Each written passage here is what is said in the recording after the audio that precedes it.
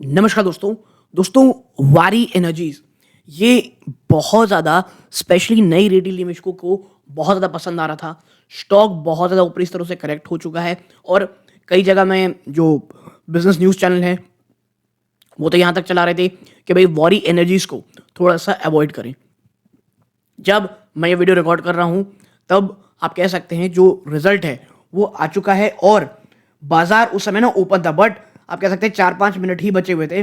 तो मुझे नहीं लगता कि वारी एनर्जीज़ का जो एक्चुअल मैं कहूँगा जो रिएक्शन है, वो आया होगा। तो हमको कल तक का इंतज़ार करना पड़ेगा कि एक्चुअल में कंपनी का रिएक्शन क्या आता है इस रिज़ल्ट को लेकर के। तो आगे बढ़ने से पहले वीडियो को लाइक करके चैनल सब्सक्राइब ज़रूर कर दीजिएगा। देखिए, यहाँ पर हम बात करेंगे किस तरह नंबर आए हैं। नंबर जो है शो किए जा रहे हैं दोस्तों, वो मिलियंस में हैं, तो थोड़ा-सा हमको ध्यान देना पड़ेगा।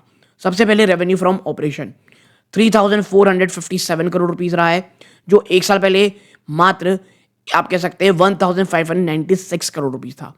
बात करें पिछले क्वार्टर से, तो ये 3,574 करोड़ रुपीज़ थी।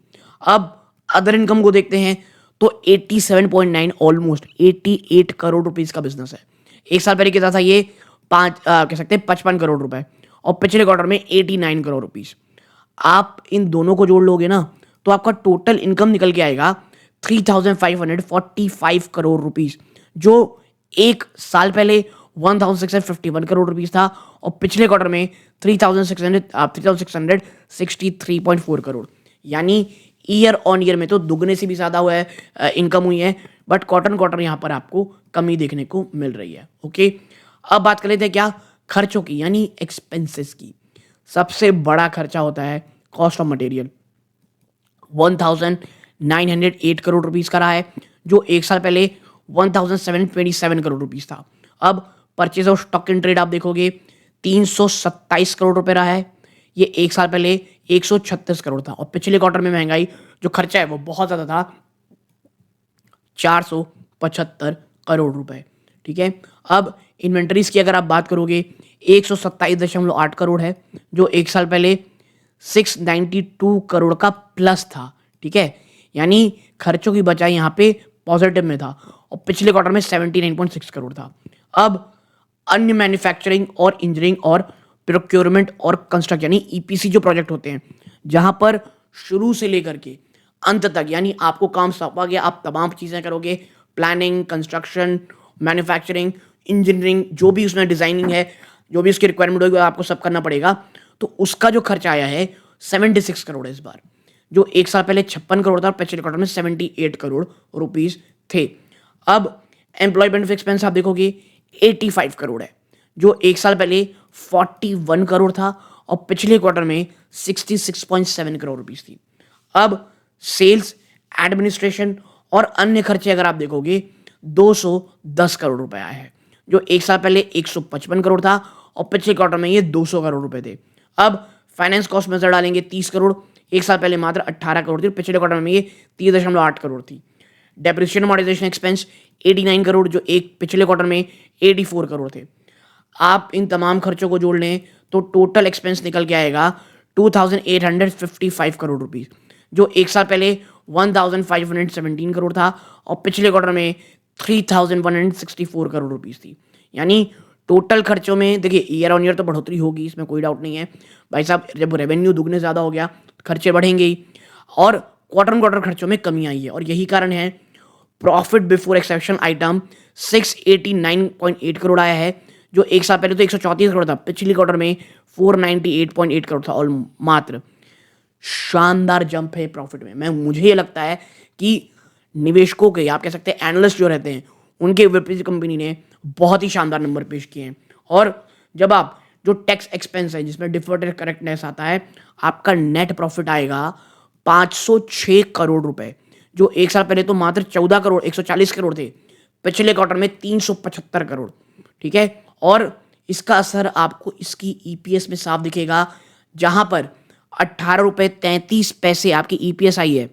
भाई साहब, 1 साल पहले तो ये 4.88 था। ठीक है?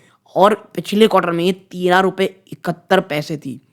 कंपनी ने एकदम चौंका दिया है निवेशकों को और बहुत ही शानदार नंबर पेश किए हैं।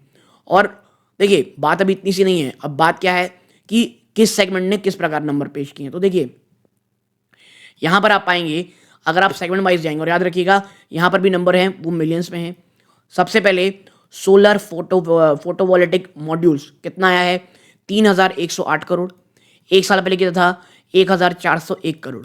ठीक है, जनरेशन ऑफ पावर कितना रुपए, ये तो मात्र 7.5 करोड़ रुपए है, जो एक साल पहले 7.9 था। अब आते हैं ब्रेड और बटर पे, ईपीसी कॉन्ट्रैक्ट्स पे कितना आया है, 351 करोड़ रुपए। ठीक है, ब्रेड और बटर तो माफ कीजिएगा, सोलर फोटो। ठीक है, इनका जो एक दूसरा बड़ा सेगमेंट है वो है 351 करोड़, जो एक साल पहले 313 करोड़ थी, और पिछले क्वार्टर में ये 516 करोड़। यानी क्वार्टर ऑन क्वार्टर में आप देखेंगे तो जो ईपीसी कॉन्ट्रैक्ट्स है उसमें थोड़ी कमी आई है। ठीक है, और टोटल रेवेन्यू फ्रॉम ऑपरेशन इस प्रकार का आपको देखने को मिल रहा है। ठीक है, अब ये तो हो गई कंपनी ने रेवेन्यू कमाया, रिजल्ट क्या आया तो देखिए,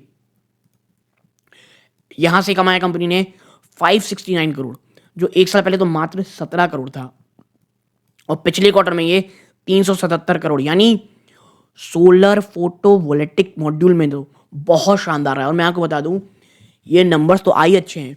1 तारीख को अगर निर्मला सीतारमन जी ने इस सेक्टर्स को, यानी सोलर फोटोवोल्टिक मॉड्यूल यानी जो ग्रीन एनर्जी है उसको लेकर के कोई एक एलोकेशन बढ़ा दिया, और बात तो देखिए हर एक सेक्टर से भी खबर यही आ रही है कि भैया रेलवे का बढ़ा रहे हो आप, ग्रीन एनर्जी का बढ़ाओगे, ईवी को लेकर बात करोगे, बट हर चीज़ नहीं मिलने वाली, हमको इंतजार करना पड़ेगा किस प्रकार आता है। और अगर अच्छा आता है तो फिर भाई साहब ये सेगमेंट और ये जो है ना ईपीएस कॉन्ट्रैक्ट, इसमें आपको कमी मिलेगी।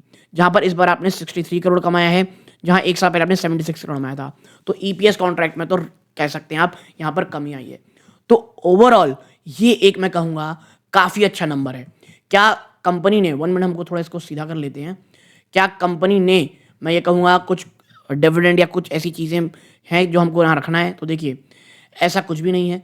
मुझे ऐसा लगता है ऑलरेडी जो इंपॉर्टेंट चीज़ें थी वो हमने डिस्कस कर ली है। आपको ये रिजल्ट कैसा लगा कमेंट बॉक्स में बताइएगा। और देखिए अभी बहुत ज़्यादा एंथुसियास्टिक होने की ज़रूरत नहीं है कि भैया स्टॉक अब भाग जाएगा या गिर जाएगा। At the end of the day वो बाजार के मूड पे डिपेंड करेगा कि स्टॉक बहुत ज़्यादा गिरेगा या भागेगा। लेकिन हाँ, एक बार फिर कंपनी ने दर्शाया है कि वो एक बहुत ही ज़्यादा एक अच्छे ग्रोथ पाथ पे आगे बढ़ रही है। यहाँ तक जुड़े रहे, बहुत बहुत धन्यवाद। ये वीडियो का अंत है।